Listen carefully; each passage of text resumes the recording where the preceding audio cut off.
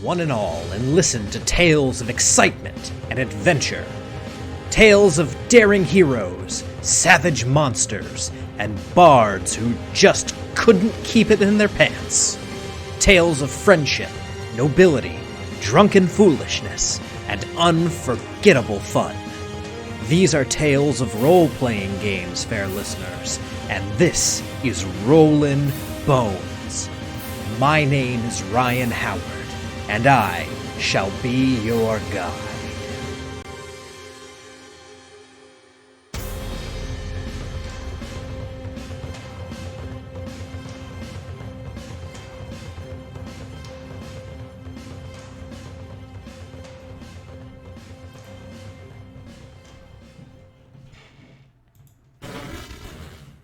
Good evening, Boneheads, and welcome to Rollin' Bones with Ryan Howard, your RPG treasure trove. I am your host and king of the Boneheads, Ryan Howard, and joining us this evening on Rollin' Bones, he is the mind behind Dandelion Games. You may have heard of Dare Luck Club or any of the other products that he's put out. You may know him as the dude wearing the Hawaiian shirt at your favorite convention. Ladies and gentlemen, please welcome to Rollin' Bones, Luau Lou. Mama, I made it on Rolling Bones. I've done it. This is awesome, man. Thanks for having me. Absolutely. It's great to have you on. We met for the first time at North Texas, and I've been kind of, like bringing people on who I ran into, bumped into, got to meet at the convention. That's how Jeff came on the show. That's how Eric Tenkar came on. And now we are bringing Lou on to talk a little bit about this Dare Luck Club game. Yeah, I appreciate it. Yeah, for anyone out there that hasn't been, Ryan, you can back me up on this. North Texas is the end-all, be-all to conventions. I mean, I have been to a lot of conventions, and it is by far the best, hands down. Oh, yeah, absolutely. But and then, like you were saying, I mean, there's so many great personalities there, and everybody's your buddy when you go there. It's not like some of the bigger conventions where you feel a mile away from some of the producers in the industry or what have you. So it's just great. But really, it was kind of, for me, somewhat of a launching point to get back into game publishing. This is Dandelion Games is my second publishing company that I ran. The first one I ran into the ground back in the 2000s, back when it was a lot harder to be a self-publisher or small publisher. So, I know you got some questions, so I'm ready for them. Here we go. All right. Well, yeah, we're going to start this off the same way we start all of these shows. So let's kind of begin at the beginning here. Lou, how did you get into RPGs? All right. So for some of you younger pups, you might not even be able to fathom this. I know you've heard of it before, but I'm a second generation gamer, which in my mind means that I came into gaming early 80s. So I wasn't there at its origin, but I got there just as it was starting to become real popular. And at that point, we had what was called the Satanic Panic. And you can't really get your mind around how bad this was, especially in the Midwest where I'm from. I had friends that played. I was just in love with fantasy writing, fantasy books, medieval history, and D&D was like this thing that is like, man, that just looks like the ultimate fun you could have. But my parents, trying to be good parents, like, oh, I don't know, man, people are committing suicide, and you worship the devil to play that game and stuff like this. So there's this chasm between me and this great good that I saw out there. My father, he was sort of a model train nut when he was a kid, and so as kids, my brother and I, he would take us to the hobby shop and we'd get model train stuff, and so you'd always see D&D sitting off to the side there, and this great allure, and so finally, a great friend of mine who ended up becoming an artist. He's an artist in one of my books, Christopher Tupa. His parents, who went to the same church as mine, they were like, oh, we're going to let him play D&D. It looks pretty good. So then my parents were like, yeah, okay, we'll let you play. But that was kind of further on. That was, about 10 years in the making before I got to that point. So in the meantime, I want to play this game that I can't play. And I just a vague understanding of the rules. And so that's kind of what got me into game design. Probably the first 3 or 4 RPG games I played were ones that I made, and I tried to, well, I think this might be how it's played, and I'd have a map and have little designs on the map, and if somebody chose to go to this point, they had to roll certain numbers to survive or whatever. And little by little, I got closer to what real role playing is about. But eventually, got to play the real thing, and well, sort of. I mean, back then, being kids, they didn't really know the rules either. So when I went over to their house to play, the thing my friend said, he's like, go to the hobby shop and buy one of those Ralph Partha figures, and that'll be your character. So I show up with my little paper bag and open it up and pull out skeletal warriors. I had no idea that you're supposed to be a dwarf or a warrior, wizard or whatever. I was just like, this is badass. We're going to do this. And of course, they're like, yeah, go ahead, man. We'll make rules up for it. But eventually I learned how to really play, and that's kind of my intro story into gaming. Gotcha. And that's also why I buy a game company called Dandelion Games. My father was a goat herder, and his goat herd was dandelion goats, spelled Line, like a train line, and that was his symbol. And so that's for this new company, I was kind of doing homage for my father, who's deceased now, and call it Dandelion Games. Gotcha. That's a pretty awesome origin story for the the name of your company. Thanks. There's actually one other company out there named after goats, Fainting Goat Games, and I'd love to talk to that owner to find out why he named it that. That is there. I'm in the Nashville area in Tennessee, and there's a coffee shop a few miles south of Nashville called the Fainting Goat that my wife and I would go to all the time. So it's interesting how often that name comes up. Yeah. Yep. And apparently Elfie, my wife, her dad was also into model trains. I actually didn't know that. I got him into painting war game figures, like Civil War figures, because I like to paint, and I thought it would be something that I could kind of backdoor him into enjoying, because he loves Civil War stuff. So I didn't know that there was another thing there that I could hook him with, but there we go. Yeah. Model trains are great. You got to have some space, which, not everybody does, but they are cool. A lot of fun to be had there, making the scenery and whatnot. And like you said, I mean, it's a natural conversion into gaming scenery, right? Oh, yeah, absolutely. Now, of all the games that you played kind of throughout your RPG career, what would you say is your favorite? Man, you ask me any week, and it's going to be a different answer. Right now, man, I still have a lot of love for Hollow Earth Expedition by Exile Studios. Mm-hmm. It's a pulp genre game. I think from what I understand, they're out of business, or at least they're taking a hiatus from the industry. But the quality of their products and the ease at which their game rolls, it's just got this wonderful engine called the Ubiquity engine. It's the only game that it doesn't matter what the storyline is, you always finish the adventure within 4 hours. And you feel like, it's you haven't skipped any spots. You don't feel cheated or anything. It feels like the story is naturally unfolded and had its climax and everything within that 4 hour period. It's a really sharp, slick system. Gotcha. Yeah, that's one. I think that's one of the ones that Seth Skorkowski recommends, or at least plays a lot on his show. I've definitely heard of that system and heard people speak highly of it, so I should give that a try someday. Yeah, I think there's some licensees that I think are still producing product.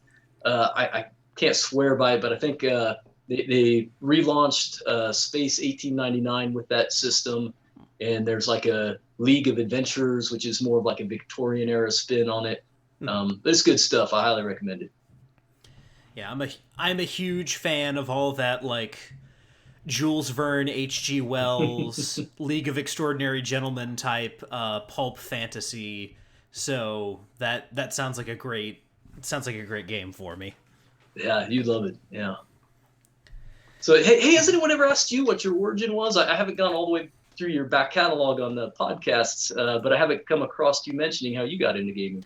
I haven't talked about this in a while, and I hint at it a little bit. I recently did an interview with some friends of mine on a podcast called The Spoken Token, but I didn't fully get into it. So I guess it's been a while, so I can do that for you here real quick. I started playing in college. This was only a few years ago. I'm in my mid-20s. Oh, wow, man. Look, as you got the headphones on, I can't see the greenness of the back of your ears there. But yeah, I've only been playing for, I don't know, 5-6 years at this point.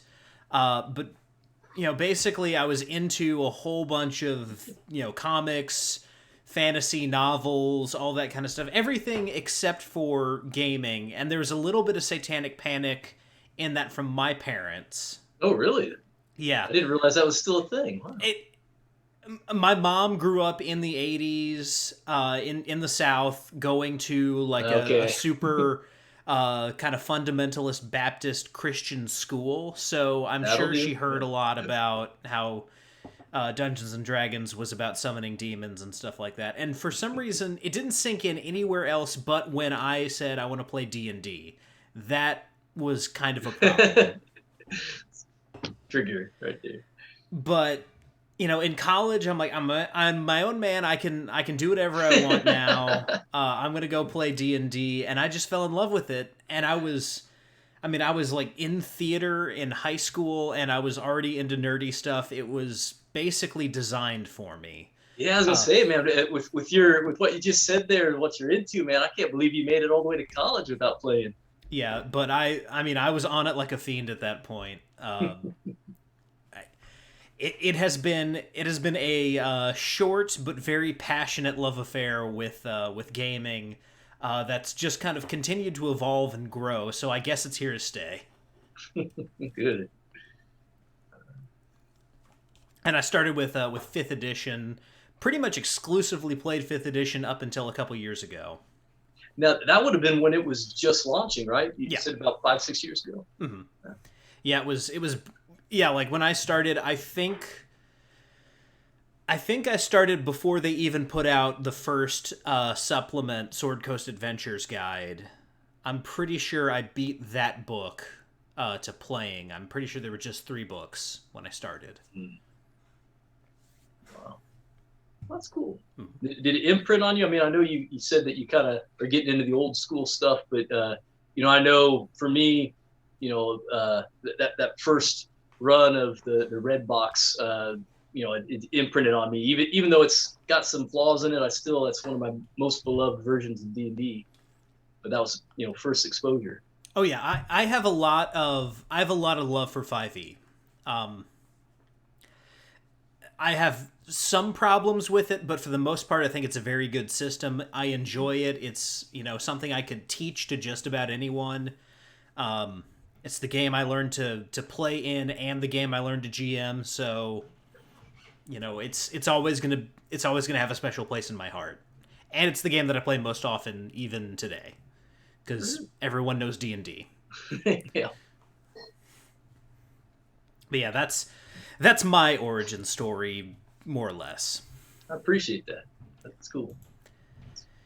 Now, you mentioned your first character, the skeleton warrior. Do you remember the skeleton warrior's name? Oh man, I don't know, but at the time it was probably the most wildest, coolest, badassest thing I could have thought of, and it was probably to date, looking back, the silliest, goofiest thing I could have probably came up with. Who's the first memorable character that you played? All right, so I had a wizard named Arwen. Played by the legitimate rules, starting off with a D4 hit die, 1 spell to go off of, and a couple daggers to throw, and played him through junior high. I think he got up to 9th level or maybe 10th legitimately. So, gotcha. Still have him back in a Ziploc baggie of all my favorite characters. How nerdy is that, Yeah. Now, does Arwen ever make an appearance in any games that you run or anything like that? No. Are you the kind of GM that? Oh, okay, gotcha. Yeah, it's a good idea though. I really should figure out some way to kind of start dropping, Easter eggs that make me happy into some of this stuff. I have My first character was a Ranger, Cromwell McGuinn. He was the rangeriest ranger to ever ranger, as I like to say. I also describe him as Aragorn B1 Kenobi because he very much was. Um, but I played this character for 3 years, kind of, throughout college. I did my first campaign was a prequel to the game that I was playing in, with all the same players, and they got to meet like the younger version of my character. Just throughout the course of the game, they ran into him a couple times. But I've now pushed him as an NPC on every single group that I've run for, including a group in Dark Sun. And in some games, there are in fact two versions of him running around because my the Earth 2 version. Yeah, my original Cromwell got to 20th level, and I've decided that in his old age, so he's like 75, 80 years old, hopping planes at this point, just like, I haven't decided why he's just randomly hopping planes, but he is. And so everyone keeps running into both him and the Cromwell of their universe. Do you have an idea what happens when one Cromwell meets another? Does it nullify time? Oh, I haven't had that happen Back to the yet. Future scenario? Oh, that would be... It seems like that would be bad. Yeah. Paradox, oh no! So when it comes to both running games and playing games, we all kind of develop our own unique styles. What would you say your style of play is, and then your style of like GMing? Well, one thing, I don't like to use miniatures. I have nothing against people that do, but at this point in my life, I don't have the time to paint them and develop all that. And I got this theory that using miniatures, it kind of locks a person's imagination into what they're seeing on the table. Whereas, if you go more theater of the mind, it makes a more richer image than you could possibly present with actual representations on the table. But then on the other hand, I don't like the idea of it being all theater of mind where there's nothing really for the player to be inspired by, to make choices and to make little nuanced tactical moves and that sort of thing. So I typically like to have a map out, and I like to use little square counting cubes. I don't have any near me to show you, but I'm actually a teacher's my day job. So I had all these little tiny, like 1 centimeter stackable colored cubes, and I have thousands of them. So, you need an orc army. Okay, these green ones here, boom, orc army, And that way the players can kind of see where they're at. The map gives them an idea of what terrain is around them and gives them maybe some inspiration as to, we can swing across the chandelier and go over to those stairs and attack with our bows from there. Stuff like that. I like to do the voices, though I'm not very good at them. And I like to kind of, roll from the cuff. I'll use the rules until they get in my way of letting the players have fun or helping to make the story come to an ebb and flow like I want it to. And then the rules are out the window, and I, kind of make up something and go with it. Gotcha. What subject do you teach? So I'm a special education teacher, Okay. specifically working with kids with emotional and behavioral disabilities. And then particularly I teach 5th and 6th grade science and math. Gotcha. And that's one of the other reasons I go by Luau Lou, is I try to somewhat distance my school life from my gaming life. Not that I'm embarrassed by it, but just, I hate for a kid to get on here and hear me say a word or something that I shouldn't have said, and then bring that into school or whatever. Mm-hmm. I'm fairly certain that Professor Dungeon Master does that for the same reasons. Now, have you ever tried to incorporate role playing into your teaching at all, or run games for your students? For sure, yeah. There's a couple instances of it. One of my things that I did early on, this is, I've been in teaching 24 years, 23 years, somewhere in there. 24 coming up here. Anyhow, when I first started, one of the things I did is I had a bulletin board of this planet with a bunch of craters and some mountains and just, some kind of drawn out terrain. And I had these little, cutouts of spacemen. And as the kids accomplished different things, this was back when I was teaching elementary school, as they accomplished things in their math course, like they mastered their multiplication table or whatever, they got to do different things, like kind of move around the planet and explore things. And there would be some aliens hiding in there and some treasures to be found and that sort of thing. It wasn't, high-end role-playing, but it was getting towards that, and it held their interest and motivated them to try to accomplish what they could. Gotcha. And then the Dare Luck Club actually, in its prototype form, this is more than 10 years ago, I designed it trying to make the simplest role-playing game I could, because I run a gaming club at school, and I wanted to introduce something that was not D&D, just so I didn't have any parents bugging out about it, because I still had that in my mind from when I was a kid. And then, also have it be simple enough that, without explaining the rules for, half an hour or whatever, we could just jump in and the kids will know how to play.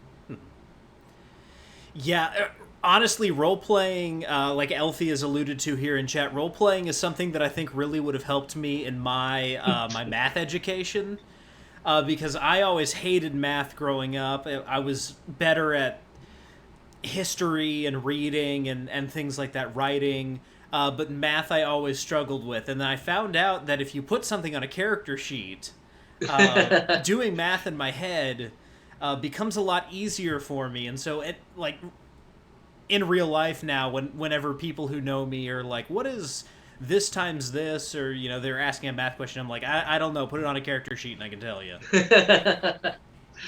Yeah, a lot of guys my generation or even probably older, you take away role-playing games, you take away comic books, and we'd be complete idiots, because most of us, that's how we learned to do reading and math and that sort of thing. Back then, the nature of the games, it required a lot more use of formulas and things, and got you into reading history, and it did a tremendous amount for my education. Yeah, absolutely. After the show, remind me to tell you about a game system for kids that some friends of mine put together. I've talked about it on the show before, awesome. But I want to talk with you a little bit about that. Yeah, I'd love that. Speaking of game systems, tell me a little bit about yours. I heard it mentioned in one earlier episode that I was listening to. I don't have much knowledge of it. I'd love to hear about it, if you don't mind taking a moment in the show. Oh yeah, Night Haven. Yeah. I am currently developing it'll be a setting with an adventure to start with. For 5th edition, I'm probably going to expand it to Dungeon Crawl Classics once I have the 5th edition set and I know kind of where I'm going to go with that. But it's basically a city-based campaign setting in a world that has developed basically Renaissance, Age of Exploration level technology. Oh, nice. So there are firearms, there are airships, things like that, but it's very Renaissance-y. It's not so much steampunk. It's more if all of Da Vinci's drawings were created in the real world. That's the level of technology we'd be looking That's cool. at. And it's set in a city which is half covered in darkness at all times, because it sits next to this giant mountain range, which is actually the fossilized body of a ancient... The Elder God. Yeah, Elder God. Say Elder God. Well, giant dragon. A giant dragon that crashed into the planet and has fossilized. And the ore and stuff that you find inside this mountain, it's beyond just the regular metals and stuff. That's where gunpowder was discovered. It's fossilized dragon breath. The organ meat's the best. Yep, absolutely. And there's all kinds of crazy stuff in there. There's this super durable but super lightweight version of iron ore that can be found that's turned into night steel, which becomes very necessary in the city for various reasons. But I'm actually going to be running that Next week, I'm going to do the first session of a campaign here on the show, set in that setting, and then I'll be like putting the book together and trying to kickstart it and everything. Sweet. Yeah, I tell you, some advice that Skeeter Green gave me back. It was Gary Con this last Gary Con. He was saying when he was designing the oh man, I can't believe I'm blanking on his title. The Science Wizard. Yeah. The first one, he wrote it up for 5e first, and then tried to convert it to the other, to DCC and MCC, and I think maybe Swords and Wizardry. But he said that it really didn't have the flavor for DCC and MCC that he would have wanted it to have, because designing with that tool set is a totally different thing than 5e. And that is interesting. I guess this next version, because it's all going to I think it's called the Black Tower. I don't know if it's a trilogy or whatever, but it's actually the beginning of a link of modules. He was saying going into this next one, he's actually starting to design it with the DCC rules in mind, and it's taking on a different life because of that. So something to look for when you're putting the setting into both systems. How does that affect your choices or what you can do or how you do it? Yeah, kind of a neat thing. Yeah, and it's probably gonna be a while before I'm able to make it in DCC, because I just started with that system at North Texas. It's crack, isn't it? Yeah, it is. That is a super, super addictive game, and I haven't tricked anyone into playing it yet. I haven't run it yet, but I mean that's coming. Someone's gonna fall into that little pit trap. And I say, I play some D&D, and they come over and I set DCC on the table. I'm like, it's kind of like D&D. Let's do this. 3d6 in order. It's awesome.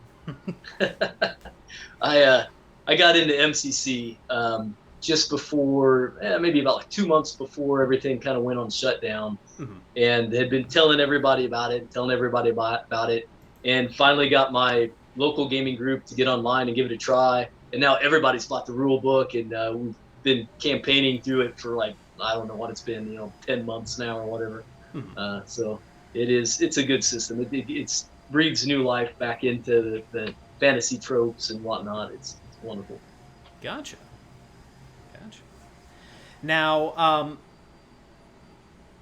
when it comes to, those of us who spend a lot of time in this hobby, we do so, and we dedicate so much of our time to it because we have so many fond memories of playing games or running games ourselves. So if you had to pick a fondest RPG memory, what would that be? Your first experiences, I think, are some of the sweetest. And buddy of mine, Dan Rampala, who I guess is a big psychologist nowadays, but he ran me through my first true by the rules adventure, which was actually Isle of Dread.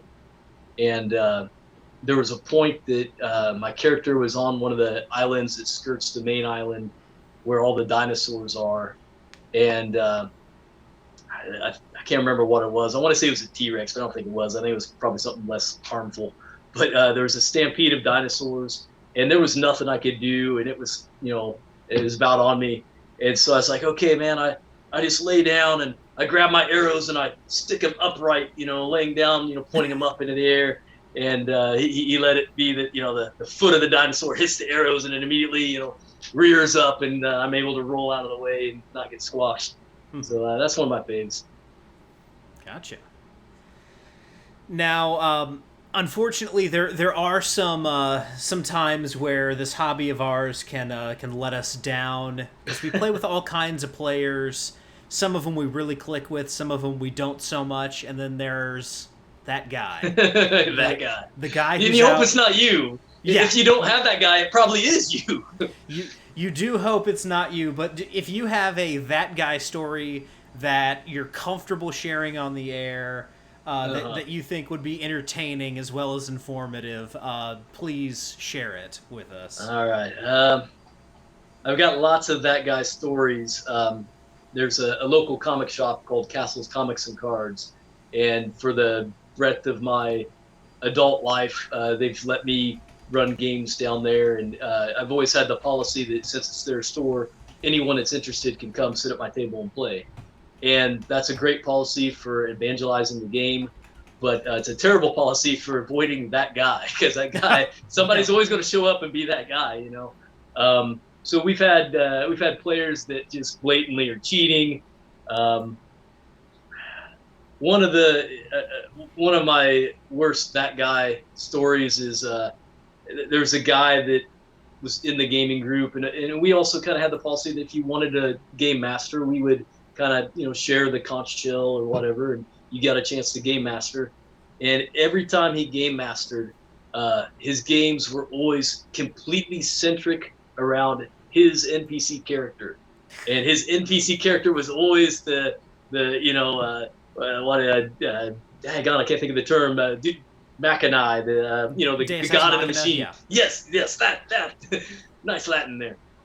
He was always the guy that saved us before we even had a chance to figure anything out. And oh man, it's just like we over a quick couple of months all found things that were going on Sundays that we couldn't make it to gaming anymore. So. I had every time I hear that word now, I think of my English teacher, who. Yes, the Mary Sue. Yes. Yeah, Wesley Crusher. Absolutely. Sorry. But I think of my English teacher who, for some reason, couldn't pronounce words. I don't know what it was. She just could not, for the life of her, pronounce words right ever. She tried to convince us at one point, completely serious, that misled was pronounced misled. I like it. Misled. You misled me, man. You really misled me on this one. But Deus Ex Machina, when she was explaining that to us, she called it Deus Ex Machina. And even as a 17-year-old, I was like, that's not right. That's. I'm terrible about it. I've gotten better as time has gone on, but God rest my parents' souls. They were wonderful people, and they really provided for me and my brother. But they were sort of hillbillies to some extent. We lived in a little house near a swamp, and so the word cacophony, right? I love this word. It's a beautiful word to use in gaming. But it was taught to me by my mother as cacophony. What's that cacophony? And in my opinion, that's a better, it kind of exudes the meaning of that word a little better, doesn't it? Oh, yeah. Cacophony. Cacophony. But it's wrong. So, last of these kind of introductory questions here, and then we're going to talk some about Dare Luck Club, which is a absolutely fascinating and interesting book here. Thank you. And this question's going to take a little bit of a different form because we have Luau Lou with us tonight. So, as philosophical or as sophomoric as you want to get here, if you could put anything on a Hawaiian shirt, what would it be? Oh, man. There's so many things on Hawaiian shirts nowadays. It's hard to find something original. If I were Watsy, I think it'd be cool to have a Hawaiian shirt that had all the covers of all the different versions of AD&D and D&D, and all the supplement books, just kind of randomly on the shirt.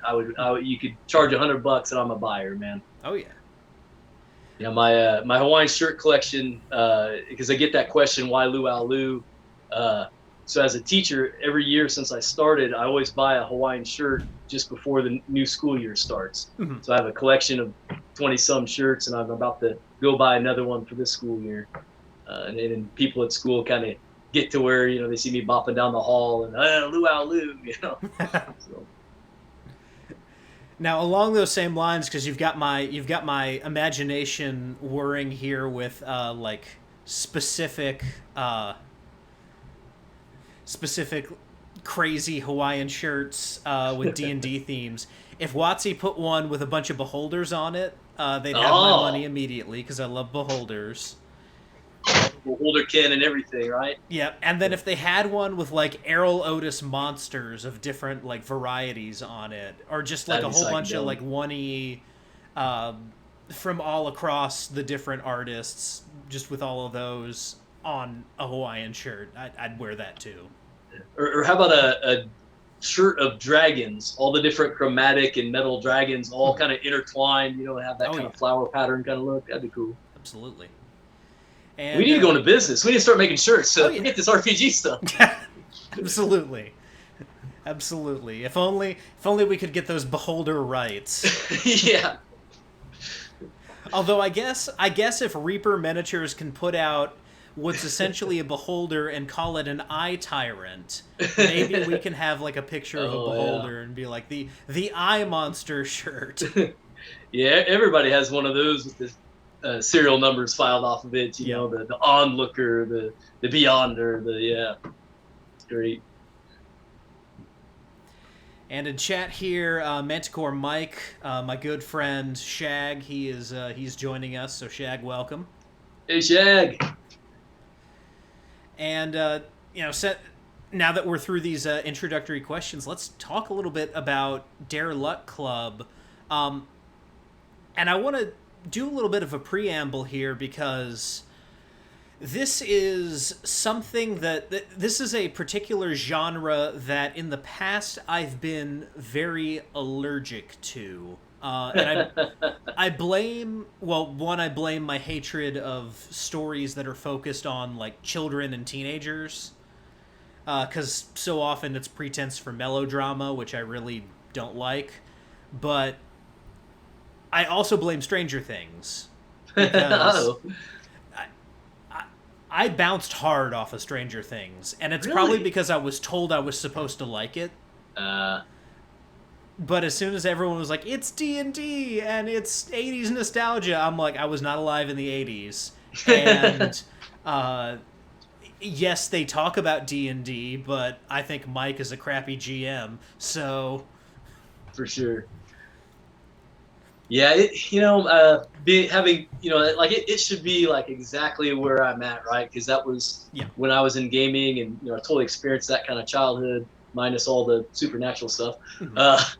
But it's not my favorite show, I gotta say. Yeah. And I really do feel like it's like almost like paint by numbers. Like, we're gonna have these kind of bicycles, and we're gonna talk about this video game, and we're gonna throw in, and everybody in the 80s is gonna love it because we hit all their sweet spots. Mm-hmm. And it almost feels a little bit like it's pandering a little. Mm-hmm. But nonetheless, I enjoy it somewhat. Anyhow, it's not my favorite, but I think it's solid. Oh yeah, Stranger Things is almost like the Goldbergs in that they just kind of randomly bounce around the 80s from episode to episode, but they don't have the pretext of being a comedy show that's intentionally like it starts with it was 1980 something, and it's just we're gonna cover a whole 10-year span in like the 2 scenes.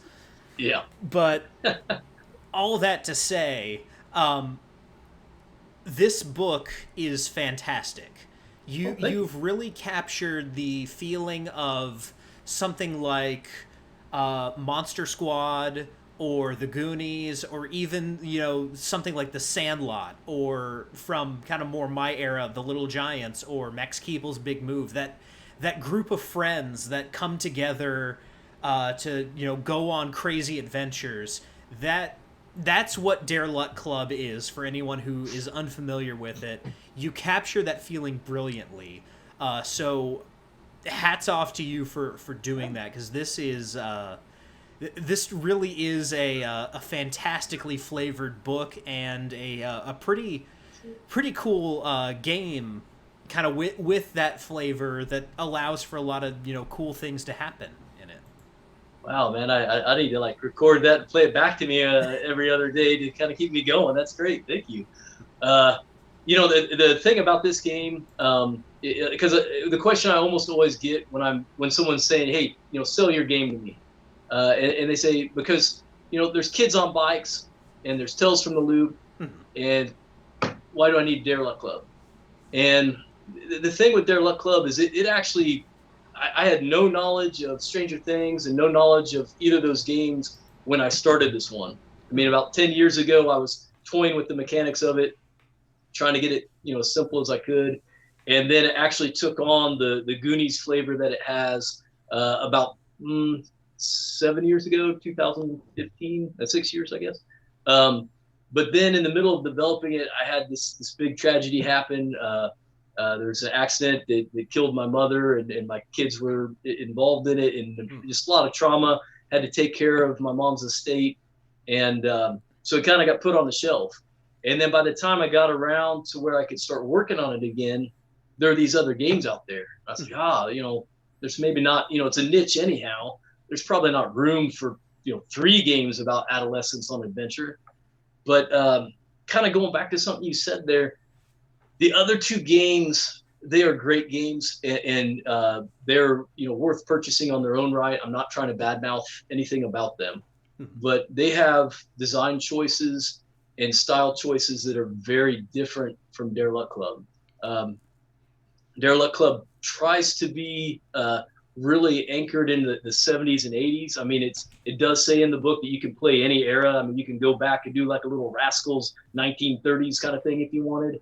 But it doesn't have like the modern melodrama that a lot of the youth of today experience. Right. And that's not to say there wasn't that kind of experience in the 80s, but most of the kids in the 80s that were in the Midwest that are kind of my contemporaries, most of us had happy-go-lucky childhoods. We were, your parents would lock the door when you left to play, and they'd say, hey, dinner's at 6, be back on time, but not beforehand. Yeah. And you'd go out in the world and explore it. And I tried to really capture that with this.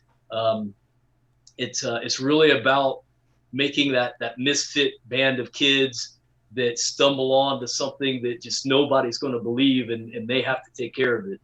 And it's got, this is a hard sell. It's got what I like to call old school aesthetic to it. Mm-hmm. But a lot of people are like, nah, there were no games like this back in the 70s. This is not old school. But if you look at the setup, it's got a real slim set of rules that are intended to be tools that the game master uses however he or she wants to. And it's really about the characters are about how you use them, not what they have to offer. In other words, in modern role playing, and again, this is not anything bad, this is just a different style. You have a character sheet that goes on for 2 pages, usually has all sorts of like skills and feats and this and that. A Dare Luck Club character. Let me grab. So this is a character sheet here. The bottom half doesn't even need to be there. The bottom half is you as a player can kind of suggest some things to your game master about what your character, like who your enemies are, and things they're trying to find out in the town and stuff like that. The meat and potatoes, the attributes and stuff that you actually roll all fit up into this top half of the sheet of paper.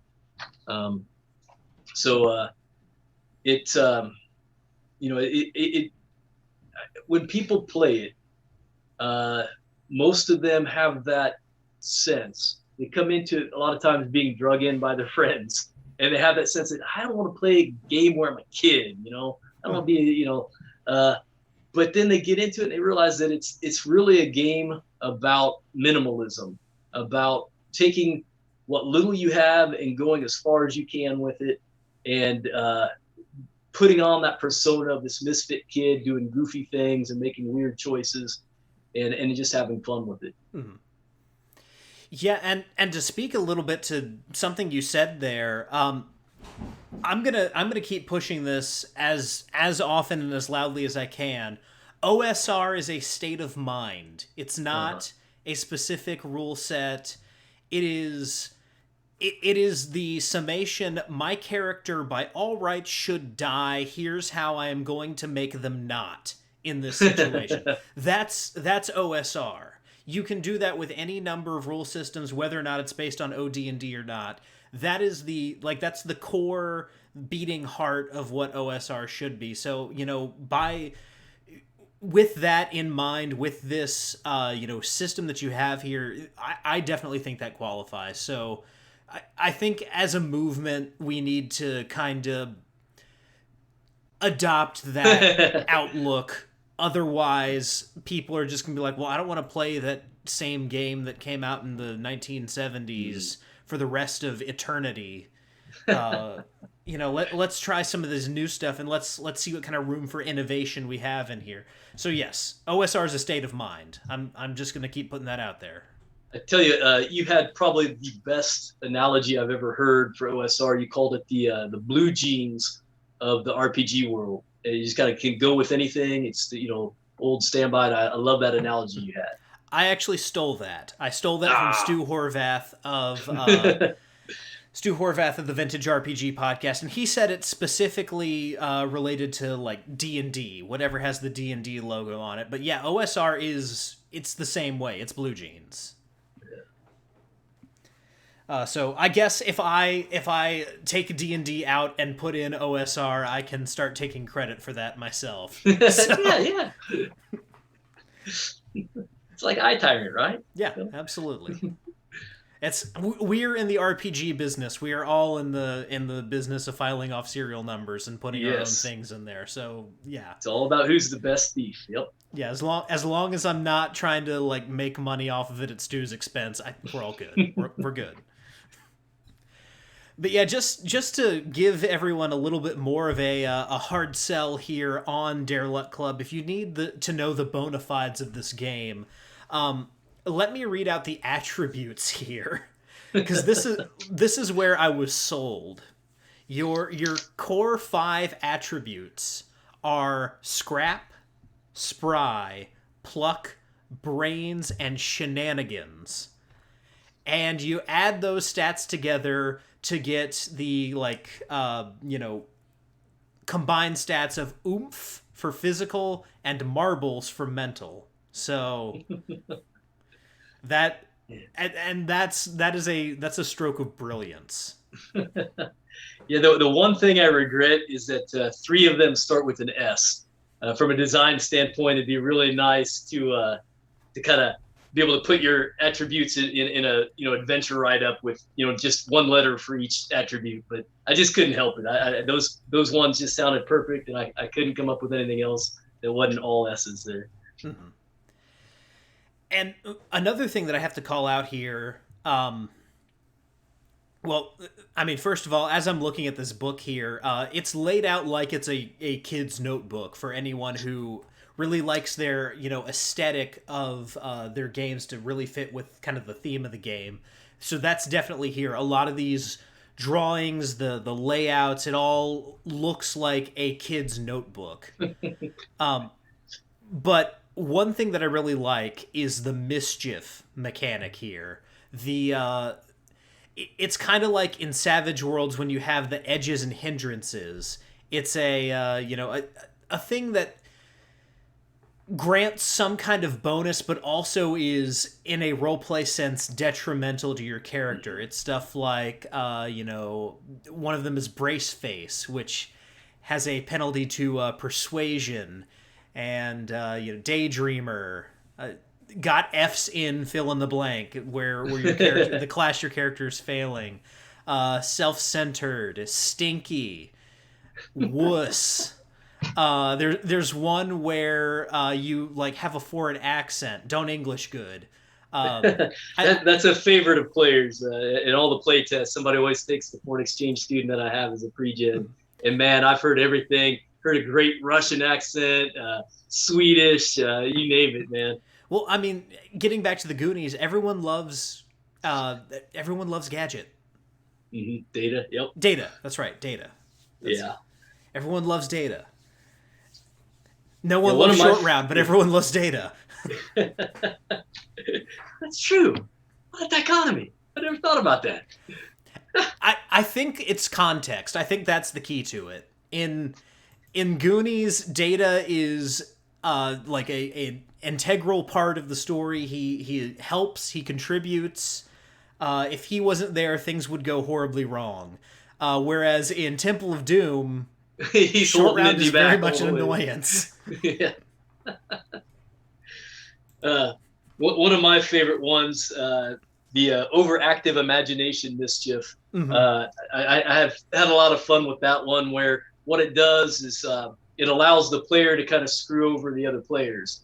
That, like, for instance, the club, maybe they're, I don't know, maybe they're crawling through a cave and there's, like a spider web there. This player, in order to get what's called a reset of their toy box, which we can talk about that later, but that's a mechanic of the game. In order to get that reset, they can say, well, it's not a spider, it's a giant spider. And then the game master has to be like, okay, yeah, it's a giant spider. And then everybody's got to face this little thing that the character threw at them. So it gives a little bit of narrative control, but you can see some funny things happen when you got a clever player using that. Mm-hmm. And then to counter that, along with the mischief, you have the niftiness, which is kind of the edges equivalent here. And these are also fantastic as well. Obsessed with the occult, playground medic. I love that. That's fantastic. So crazy it just might work. You have the child prodigy here for the kid who wants to do all kinds of crazy mental things. I think of the kid in one of my favorite of these like kid gang movies, The Little Giants, who has the computer where he types up the plays for the football team, comes up with the annexation of Puerto Rico. Oh, that's a good one. Yeah, it was fun coming up with those and with some of the adventures that go with the game system. They've got some additional ones if you're interested in them. Some of the pre-gens that are in those adventure modules, I've got 2 of them out now, with the 3rd one hopefully out before Halloween. Some of those pre-gens are testing some of the new niftinesses and mischiefs that I hope to get out in a supplement somewhere down in the future here. Absolutely. But yeah, the like you said here, the rules are great, and they have a lot of great flavor, but they don't seem to really get in the way. This is very much the what I'm now calling the holy trinity of RPGs, whereas it's very much for a lot of modern games, it's what's on your sheet and what's in the book. Whereas the holy trinity in my mind is what's in the book, what's on your sheet, and what's in your brain. And so this game very much allows for you to use your brain without having to rely so much on, okay, what's the mechanic for this particular thing? So again, OSR is a state of mind, and you nailed it. Thanks. Yeah, I refer to this game as my least inventive rule set that's the most experimental, because I really tried to say, what is the least amount of stuff that you have to have as a player to feel like your character is unique and to be able to get into that character. And then that's the baseline for the game, those 5 attributes. And then, characters will have maybe 1 or 2 mischiefs, 1 or 2 of the niftinesses, and that's enough. And people have a blast playing it, and it hit, just where it needed to, and proved to me that, you don't have to have a complexity of rules to have a complexity of persona in your characters. Mm-hmm. Absolutely.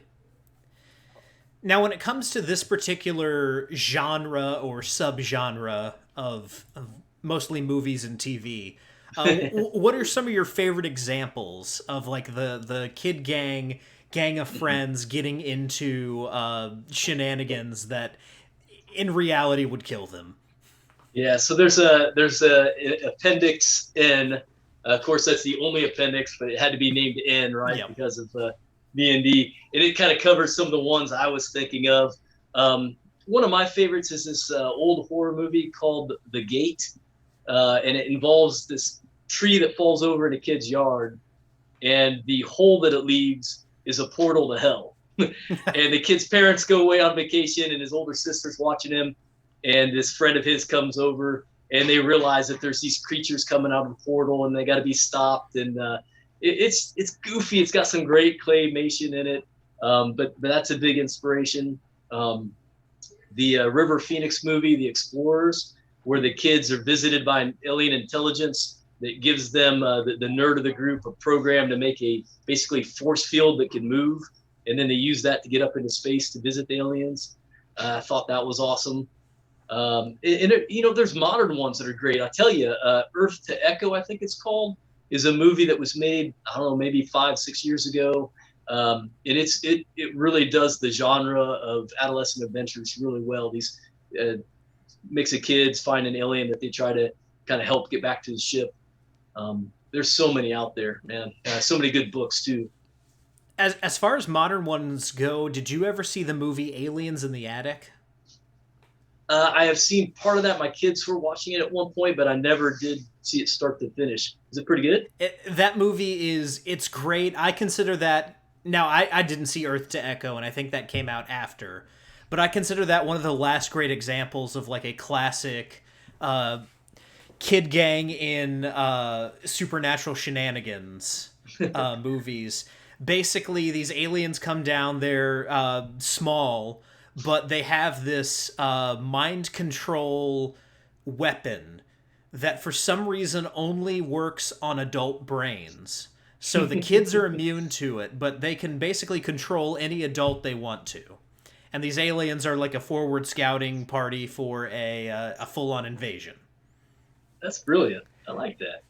But this go ahead. oh, just this little girl like befriends one of the aliens, and then the other three aliens are still trying to complete their mission, and it's got the like paintball guns are used as weapons, and there's all kinds of craziness that goes on. A kid's video game skills become very relevant to the plot at some point. Nice. It's like Last Star. What is it? Last Star Commander? No, that's not right. Last Starfighter? Yeah. Fighter. Yes, Yep. that's what I was trying to do. Yeah. Yeah. People do not realize that's another thing when they're kind of doing that. No, I don't know about this game. You don't realize what sort of breadth there is in the genre of adolescent adventure. I mean, there's so many ways you can, E.T.'s an adolescent adventure. Yep. You know, now my mind's just blanking on everything, but I guarantee if you think about movies and books you've read and movies and TV shows you've seen, there's just such a breadth of stuff out there. From stuff that deals with aliens to Monster Squad stuff to, like a Stand By Me scenario where, they're going out to try to find this body and become famous. Or the body, as it was called in writing, in the short story version. It's really at least the first half is an adolescent adventure, and I tried to make the system so that it could kind of manage any one of those kind of stories, and it could even do some. If you wanted to go goofier and you wanted to do something like a Scooby-Doo adventure, you can kind of get zany and crazy like that, or you can go, Stranger Things and be real, moody and dark and serious.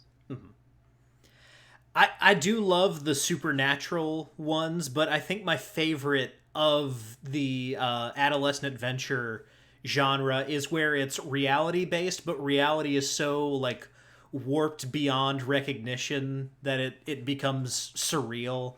I think Max Keeble's Big Move is my favorite example, where there is literally an ice cream man who for some reason has an ice cream cannon on top of his truck, and he's chasing this kid delivering papers for no reason, just because he's sadistic.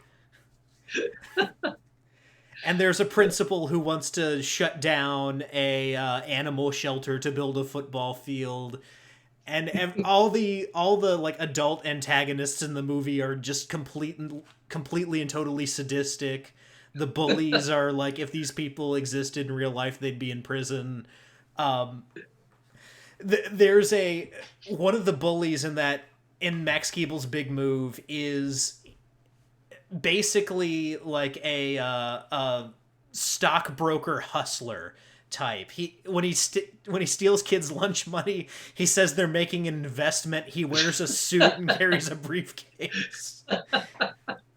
How rich, man! That's awesome. It's a silly movie, but I love it so much, and that's really what I love so much about the genre. And when the genre gets it right, it's just kids' fears taken to their ultimate extreme. It's things that would only kind of come out of the mind of a kid, and these kids are now having to deal with them in their real life. It's their nightmares, or the Realized, surrealist dream that they have actually made manifest in front of them, and now they have to deal with it. And so for stories to capture that, especially in role play, that is something that is awesome in my opinion. I love that. one of the things I've been told that is fun to do is to, roll up yourself and your gaming buddies as kids, and then set an adventure in your own hometown. And a lot of people have had fun doing that. I personally haven't done that, but then again, I'd probably make a terrible character as a kid, but still.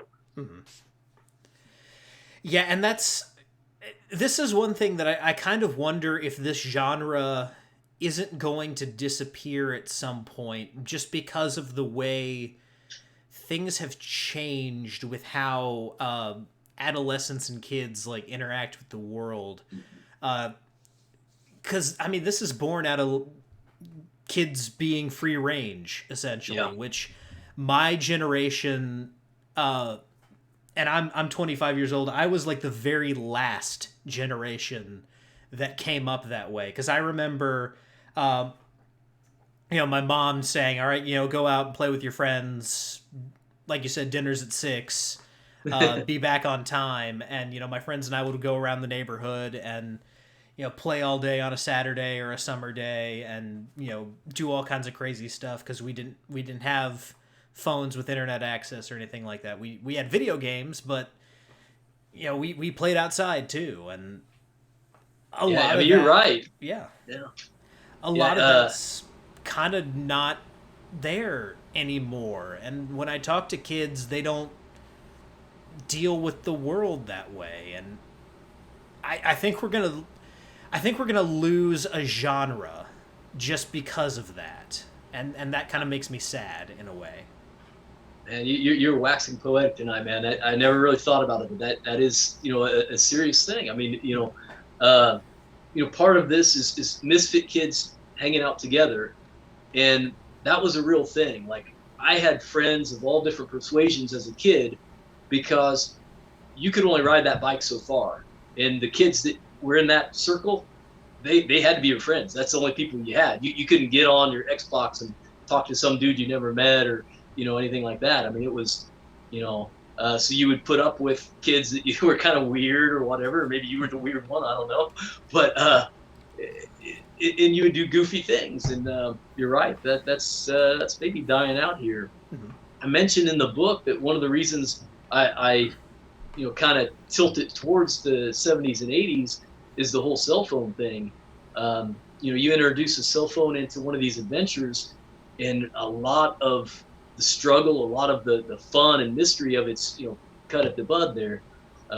There's just so much you can do on those. You don't have to have the kids go to some weird library across town, or they can easily find the answers to their problems instead of having to figure it out on their own, or seek out people in town to help them with it. Yeah, and honestly, and I feel like I've gotten a little bit negative here, just talking about this. Part of the reason why some of these things, like Stranger Things, like Kids on Bikes, not necessarily Tales from the Loop, because that's tied in so much with the art that comes with it, so it's kind of its own unique thing. But a lot of that stuff kind of rings hollow for me, because it's nostalgia based, and this whole genre's kind of nostalgia based. For sure. But the memories are becoming more and more distant. And it almost seems like, returning to that era is becoming harder and harder. So that window of authentic experiences with these kind of adolescent storytelling, it's closing in a weird way. And I don't know if this is something like my generation is going to have to pick back up again, or if this genre is going to completely morph and we're going to see, I don't know, movies about kids on like Facebook chats and the shenanigans Exciting. They get up to on Fortnite or whatever. I sound like an old man. I swear I'm in my mid-20s. Get off my lawn! But yeah, while these memories are here, and while there are people who are, experiencing these things and grew up this way, this is a great way to kind of relive and fantasize those memories of you and your group of friends from your neighborhood running around the cul-de-sac, and even though you probably didn't encounter a vampire's coffin in your next door neighbor's backyard, what if you did? Mhm. What's Mr. Smith got in his shed? Yeah, Yeah. absolutely. But yeah, the other two games again, I don't want to say anything bad about them. They're great games, but they don't quite hit the same note that Their Luck does. Obviously, Tales from the Loop. You've got the ruins of these big mecca and stuff laying around, and everything's kind of tied back to this accelerator that's underground. And I think that makes for a neat setting, but it doesn't necessarily hit the tones of what a childhood experience or a fanciful childhood experience in the 70s and 80s would have been. And then Kids on Bikes, it has a certain moodiness to it, a certain almost too close to the bone kind of thing going for it, where there are these relationships and personal. I don't know how to put it. It's got a little more psychology and a little more. I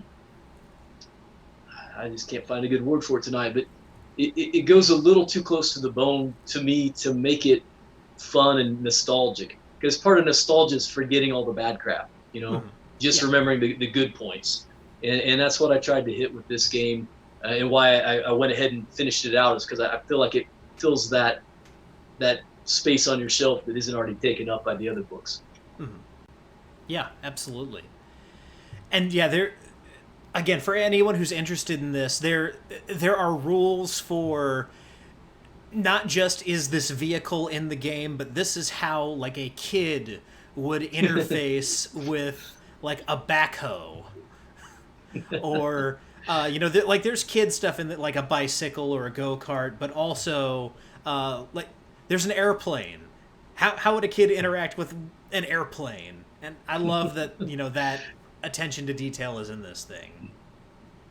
Yeah, I think that's the one where I wrote up about, like in the 80s, Flight Simulator had come out, and that was a big, Commodore 64 game. And all us kids, man, we thought for sure we could fly a real plane because, man, I could land it on Flight Simulator. So, Hmm. craziness. Absolutely. But yeah, that again, I can't say enough about this particular game, and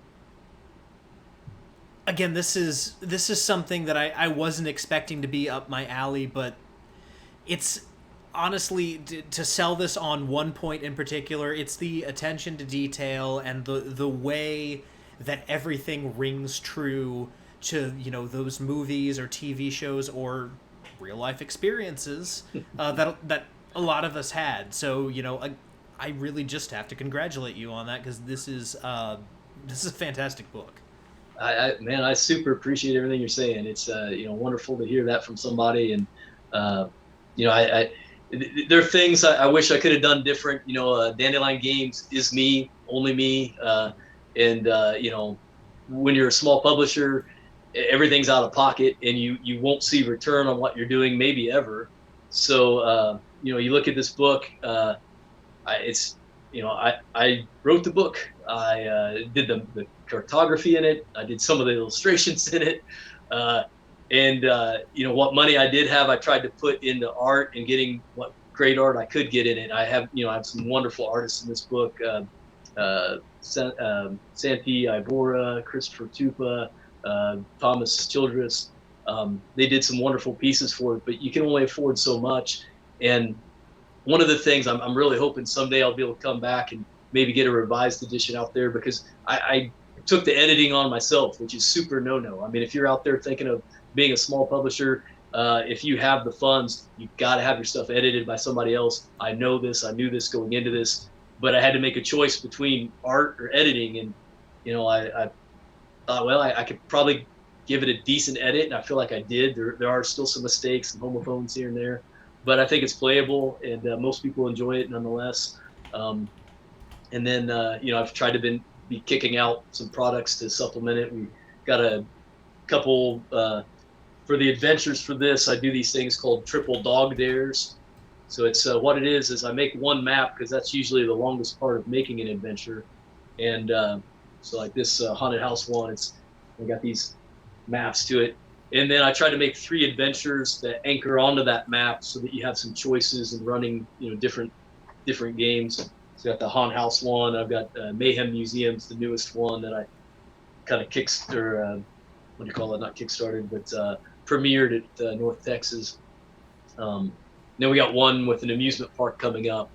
And I'll tell you, even if you're not interested in Dare Luck Club at all, go on to Drive-Thru RPG, and the maps are all free in color and 17 by 11 format. I'm really proud of my work on these maps. These are all, drawn on the computer, all me. I think they're fun. Most people like them. They can be used for other things. If you're not going to play Dare Luck, at least get you a free map, man.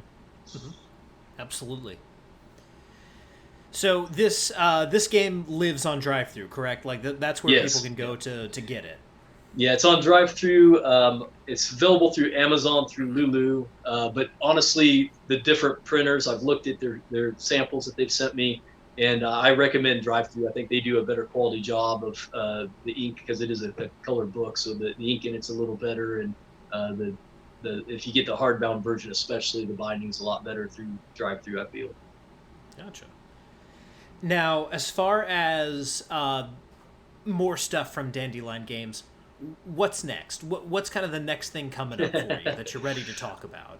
Yeah, so if you've been on our Facebook page, I am miserable at projecting a project and when it's going to be done.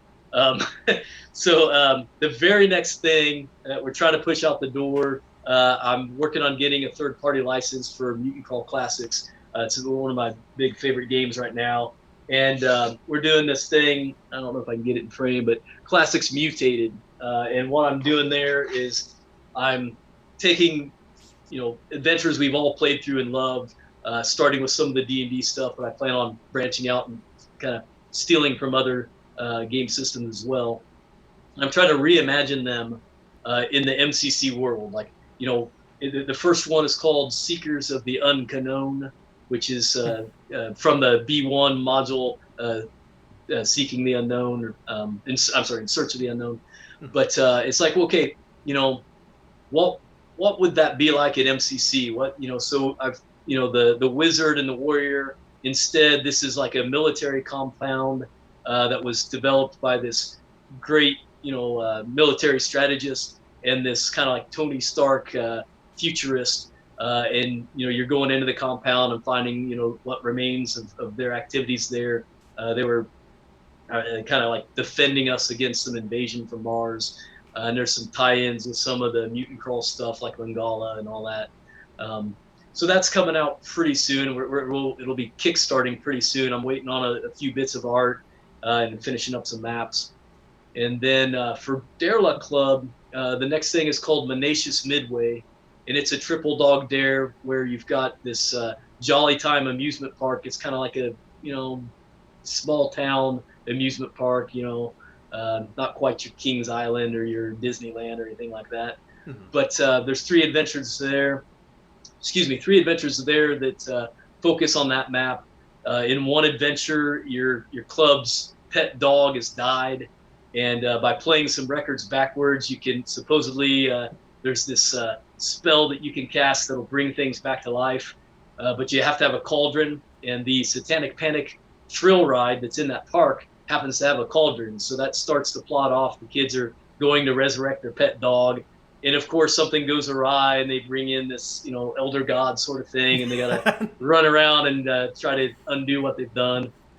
And then I'm real excited about, there's one with aliens where one of the rides is actually being operated by aliens that are trying to steal the Earth's polaritons, and basically their planet and their dimension is on the brink of destruction, and they've got to basically steal Earth's time to give it to their planet so it can go on to exist. And they're using this ride to do it, and the kids become aware of this and have to stop that. And Ed Brickford's going to do some art on that, which, I mean, these are the classic 50s bubble suit aliens, and he's just the guy to do that art. Yes. Yeah, Oh, real yes. excited about that. And then I've got my very first time I'm hiring someone else to do some writing for me. There's a writer, Jonathan Sullivan, that's coming in to do one of those adventures. So for me, that's kind of a delight to actually sit back and look at someone else's work and make it part of the Dare Luck, world. So that's what I got currently on the cooker there. Gotcha. Awesome. Now, I do have to ask you just a few questions here as we've kind of discussed stuff around this. Another one of my favorites in this genre, and I guess this qualifies as kind of a sub-genre of the adolescent adventure. Kind of the boy and his fill-in-the-blank supernatural thing. What I'm hinting at here is the Iron Giant. Are you familiar with that movie? Do Yes. you like it? I love it. It's the most underrated movie that's probably ever been made. Mm-hmm. Love that movie. That one and Treasure Planet. Those are two that if you've not seen them, if you don't own them, you got to go buy them. They are just, I can't believe these were not box office, smashers. They're just fantastic. Mm-hmm. Oh, yes. Yeah, I have a VHS copy of the Iron Giant sitting around here. I don't even think I have a working VCR, but I'm not gonna get rid of my VHS copy of the Iron Giant, where I very clearly cut the front of the VHS because that was during the time where somehow in the factory they stuffed like an action figure in the plastic sleeve of the VHS. So they're and instead of trying to reach in and pull it out, I just cut it open. So there's a flap cut in the on the front of my Iron Giant box where I pulled out the Iron Giant action figure, which I wish I still had. But I have no idea where that thing is, but I still have the VHS. So one of the things that's not really in production in any real shape or form other than a spiral notebook of notes, I'm looking at doing a book. I think I'm going to call it something like Dare Luck Club Extracurricular or something like that. Mm-hmm. I'm sorry. I'm presuming where you're going with this. And in that book, I intend to introduce rules for having your faithful pet as a player character, or some supernatural things if you wanted to do having a Iron Giant or my pet monster or whatever, or if you wanted characters that had like a Harry Potter sort of thing, where maybe they have some really weird spell powers or superhero powers or something like that, or playing as an adult that's somehow associated with the kids or maybe older teens. So that's kind of a little note in a notebook right now, but hopefully within a year or so I can get to that. Yeah, that kind of thing.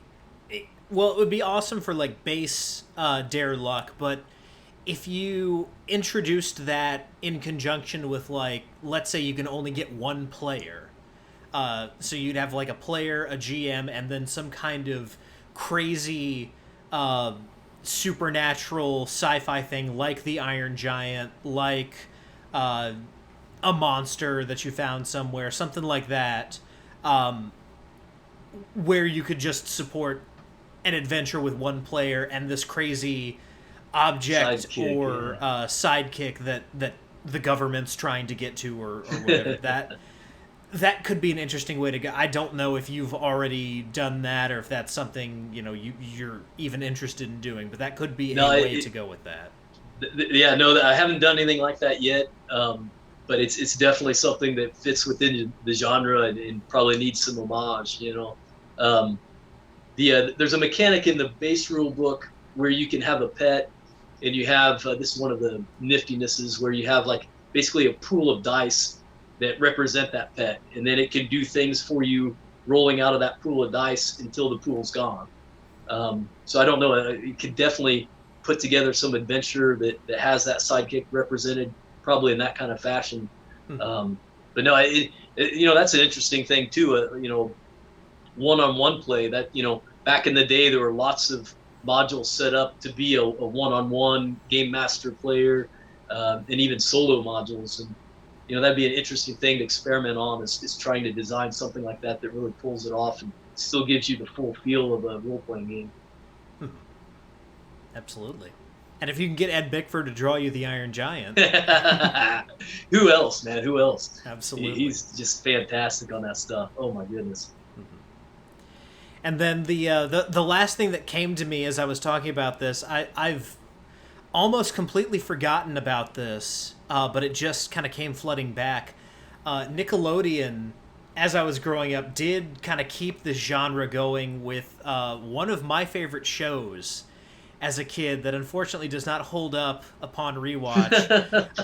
The movie's still good, but the show not so much. Jimmy Neutron Boy Genius is very Yes. much within this genre, and he does have a group of friends who all have their own idiosyncrasies. So that would be something to latch on to for people of my generation who remember that show. If you are thinking about giving Dare Luck Club a try, think Jimmy Neutron. That'll be a good point of entry for people my age. Yeah, like I said, it's amazing when you sit down, you start coming up with ones like Honey, I Shrunk the Kids. That's before your time, but it's pretty relatively still a classic movie. I mean, that's really an adolescent adventure movie. When I was a kid, there was not really a kid. I guess I was kind of in high school at this point, but Erie, Indiana was a TV series that reminded me a little bit of the series you were referring to earlier with the ice cream truck that shot ice cream. Yeah. But it had just a setting that was just this weird neighborhood where, no holds barred, things were, just, you couldn't believe it. But I think that one's on Netflix right now. But yeah, there's just a wealth of, inspiration out there for running these kind of stories. Yeah, Shag and Goosebumps. Chad here's talking about Goosebumps. Yeah, that's another big one. Goosebumps and Are You Afraid of the Dark? It's on an unrelated note. It's interesting to go back and watch Goosebumps and Are You Afraid of the Dark and see like semi-famous Canadian actors as kids. I think there's an episode of Goosebumps where Hayden Christensen from Star Wars is the main character. Oh man, yeah, it's I love that when you spot someone in a movie and you pause and you're like, I think that kid is, and it turns out to be them. That's some of the best, man. I've irritated my wife so many times in so many different shows. Just like a guest actor will come on and be like, that's that guy. I remember we were watching The Nanny, and James Marsden, when he was like in his early 20s, shows up on there. I'm like, that's James Marsden. And she's like, who? And I go, Cyclops. That's Cyclops. And it turned out it was him, and I was like, yes, I'm really good at that. It's my and yes, it's usually Jeffrey Combs. Yes, Jeffrey Combs. If it's Star Trek, it's Jeffrey Combs. But yeah, that's my superpower. I don't know if that's available in the Dare Luck Club book, but I can identify actors in their younger form almost instantaneously. Oh. There's an old system called Master Book Games. It's from West End Games that did Star Wars. And one of the things they had that you could do is roll on a chart of useless skills, and it had stuff like that, and like being able to burp the alphabet and stuff like this. It was funny. That's fantastic. You could almost just like break out that chart in character creation for almost any system. Any game, yeah. And by golly, I tell you, some player somewhere is going to find a way to make that skill useful. Oh, yeah. And it'll happen. It's like when I played West End Star Wars with James Shields in North Texas, and he had this bag of like fortune cookie sized slips of paper, and when he passed the bag around, he's like, pick 3, put 1 back, and then look to the person next to you, and decide which one of those 2 is the way that your 2 characters know each other. And so it's just like a little slip of paper that's it's stuff like we were in prison together, but it's also stuff like I vomited on you once. And it's these like little tiny idiosyncrasies or these little things that connect players with each other before the game even starts. I love that kind of stuff. That kind of stuff Yeah, really, instant background, instant. Yeah, it's great. and it in a lot of ways it'll put like a little bow on a character. You know, you have a character who kind of works on their own, but how do they fit with these other characters? How do they fit in this world? And it's stuff like that that kind of gives them that connection to everyone else. And I love it when people come up with stuff like that. Yeah. Yeah, that is, I mean, as a player, to have that springboard of interaction, especially at a convention where you don't know the other players, Yep. that really just gets the game in motion right away. It's brilliant.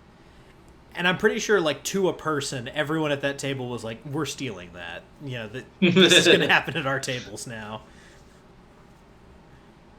So, at the end of our time here, I always like to turn it over to the guests to, hype up anything they got coming out, any plugs you want to make, anything like that. Lou, it's your time. Go for it. Oh, wow, thanks. Real quick, I almost forgot about it.